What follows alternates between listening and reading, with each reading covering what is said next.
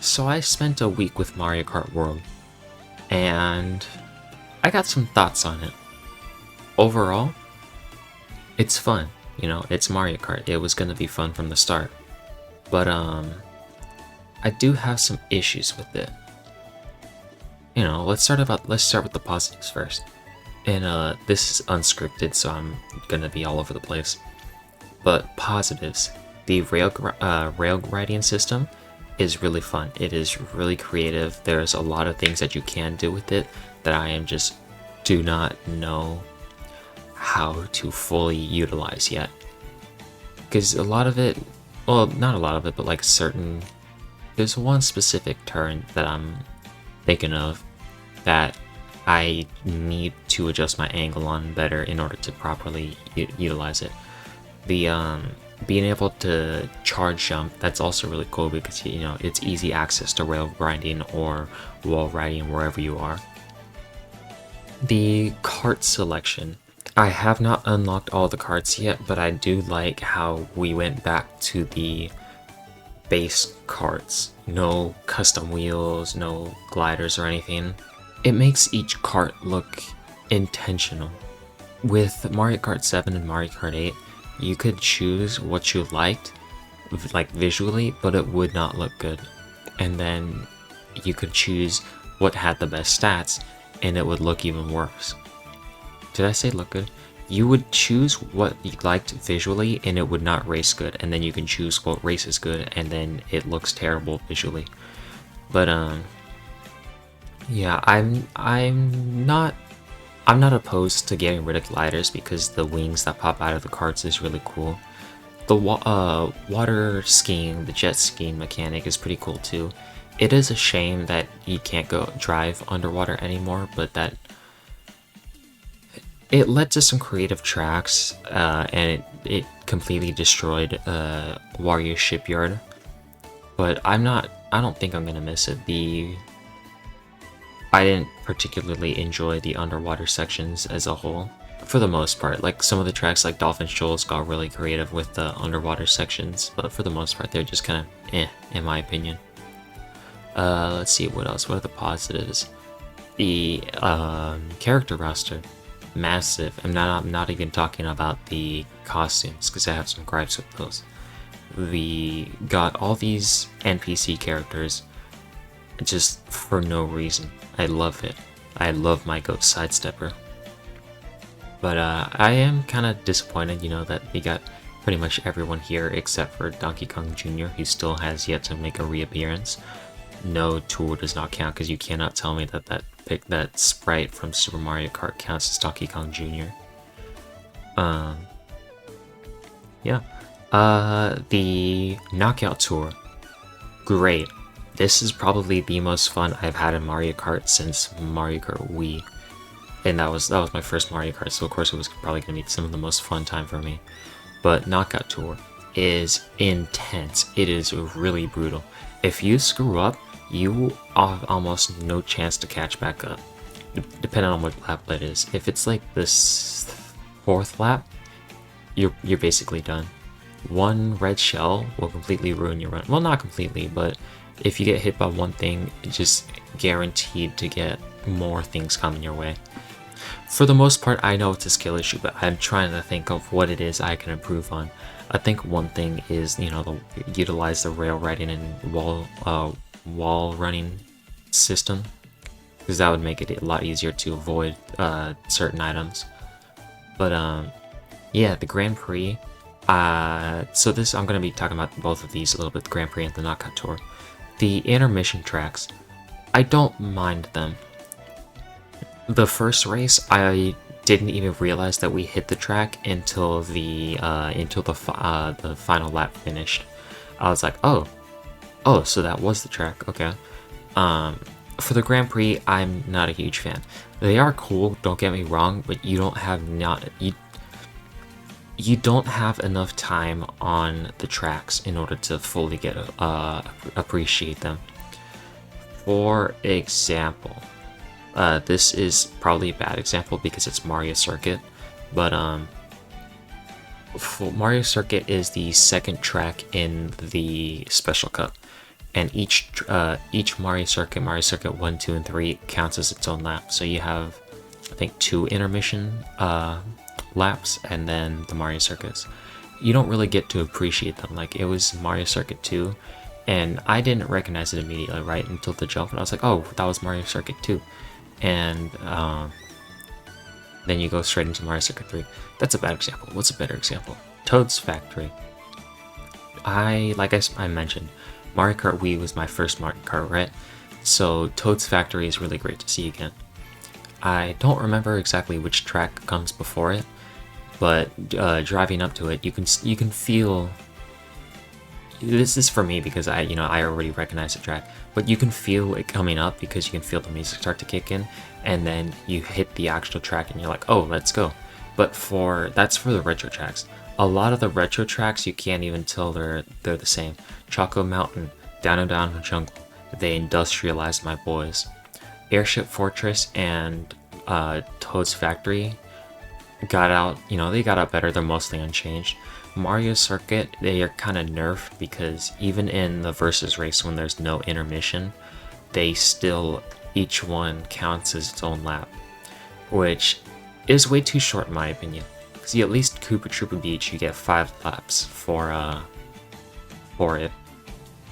And even around the map, they added a way to sneak in different courses. Like off the top of my head, I think they had Boo Lake, one of the Boo Lakes from the Game Boy Advance, and what was the other one? I think it's Koopa Beach from N64. I could be wrong. That one and Boo Lake are just in Koopa Troopa Beach. Koopa Beach is they name these beaches so similar. N64 Koopa Beach is just the layout, but around Koopa Troopa Beach. And I think I kind of noticed that because I saw it on a video pointing that out. But I noticed the jumps that they added at the end. I was like, oh, that's kind of similar to the other one. And then Boo Lake, I believe you drive through it as one of the intermission courses, but I believe there is a free mode mission for it.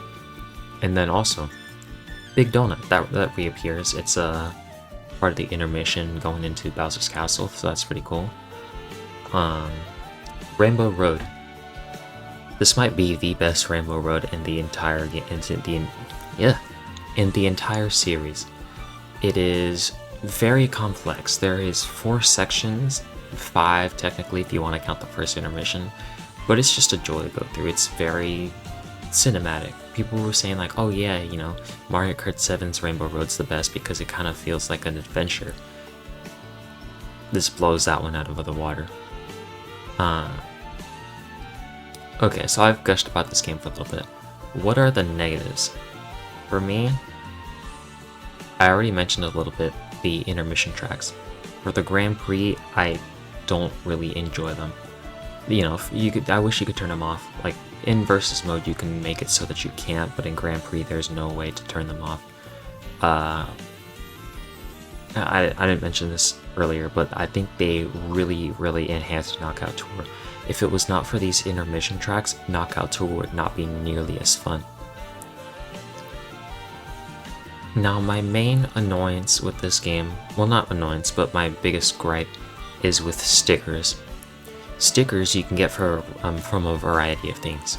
Just doing basic stuff, by playing the game every certain amount of kilometers, every certain amount of tricks, you'll get stickers. And then in the free roam, P-Switch missions give you stickers, and Peach Coins give you stickers. Those last two, boring as fuck. Now, don't get me wrong, the stickers are cool, but I just hate the way they're implemented. Because not every cart can use stickers. And the ones that can, most of them you can barely even see the sticker. I wish there was a way for you to move the sticker around the cart. I think that would be cool because for example, the rally cart. I believe it's called the rally cart. I think there might have been 2. It's like the greenish one with the 4 lights on the front. That has a bunch of different stickers on it, including the one you pick. but you know, you can only change one of those stickers. I wish that there was a way that you could add multiple stickers onto the cart, and it would probably be very. Oh, I don't know if it'd be very difficult. It would be tricky with the different geometry on it. But I wish you could place more stickers, more than just one at least, or at least show the sticker on every cart. And also the P-switches and the Peach coins.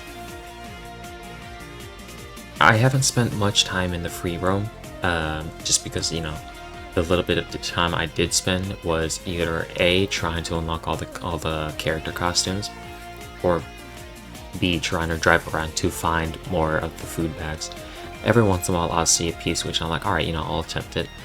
And for some of the effort, it was not worth it to get just the stickers.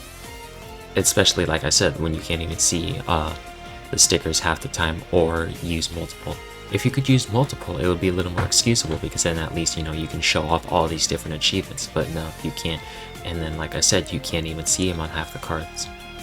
But another gripe: character costumes.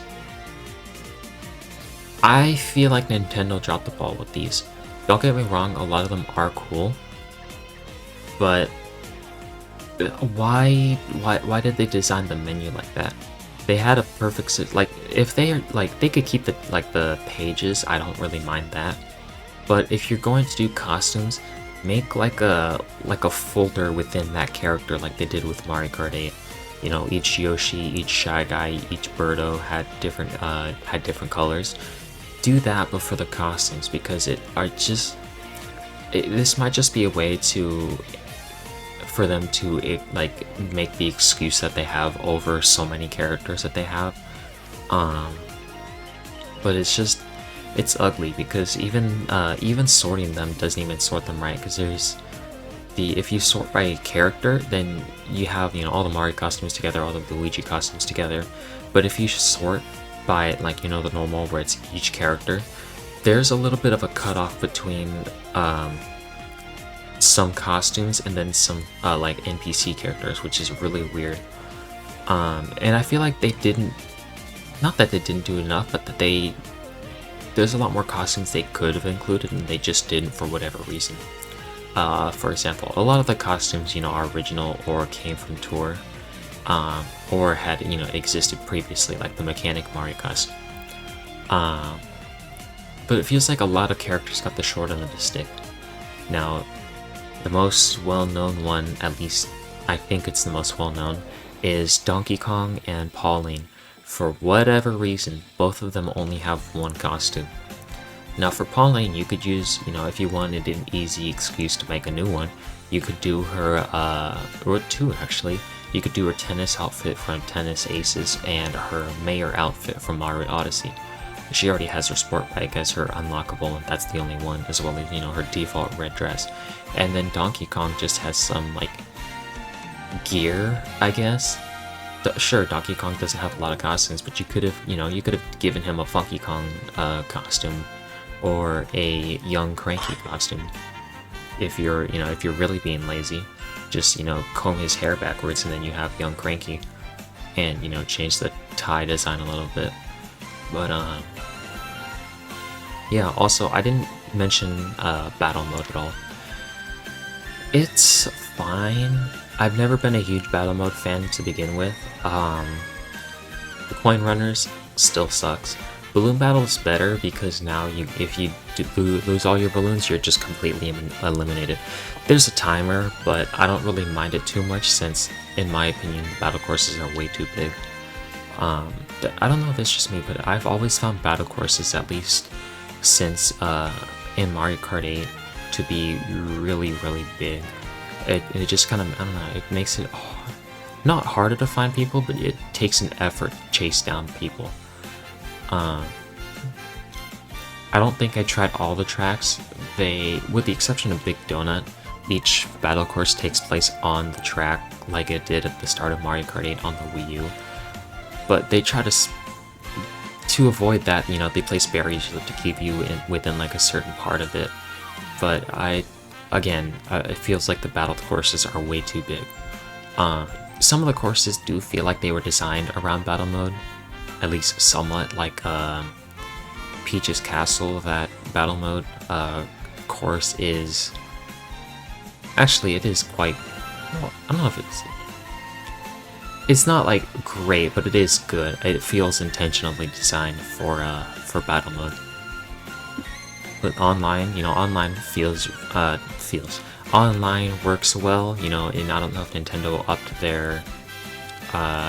their Switch Online service, or if it's just the way that the game was made is doesn't have the same lag problems as Mario Kart 8. But the online feels really good. I was playing battle mode completely online. I didn't do that at all offline. I played some Knockout Tour online. Well, that's actually how I played it first, and that was really fun. Yeah, that's my first week impressions of Mario Kart World. I will be playing the game more. If my opinions massively change, I'll make another video. Maybe I'll stream it. I have a lot of games lined up for stream that I may never get to because I never ever stream.